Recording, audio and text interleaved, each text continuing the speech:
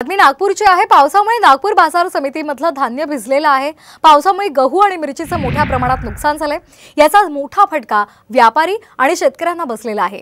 नागपूरमध्ये सध्या अवकाळी पावसाने थैमान घातलेले आहे। दरम्यान इथला आढावा घेतलाय आमचे प्रतिनिधी पराग ढोबळे यांनी।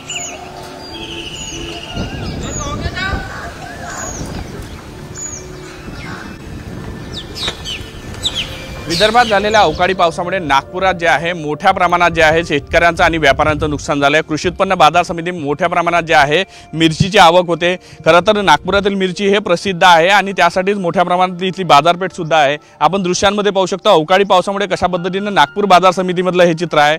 पाणी साचलेलं आहे, पोते अजूनही जे आहे भिजलेले आहे। कालपासून अशाच परिस्थिती जी आहे ती आपल्याला एपीएमसीच्या बाजार समितीच्या भागामध्ये दिसते। तर डोम सुद्धा तयार करण्यात आले आहे, मात्र सखल भाग ज्या होता त्या ठिकाणी मोठ्या प्रमाणात पाणी साचलंय। तसंच झाकून ठेवलेली मिरची होती ते सुद्धा मोठ्या प्रमाणात आहे भिजलेली आहे। त्यामुळे व्यापाऱ्यांचं मोठं नुकसान झालंय। शेतकऱ्यांचा माल पडून होता, शेतकऱ्यांचं सुद्धा मोठ्या प्रमाणात जे आहे मिरचीचं नुकसान झालं, धान्याचं सुद्धा नुकसान झाल्याचं जे आहे ते सुद्धा आपल्याला पाहायला मिळत होतं। व्हिडिओ जर्नलिस्ट सौरभ बोलेसह पराग ढोबळे, कळमना, नागपूर।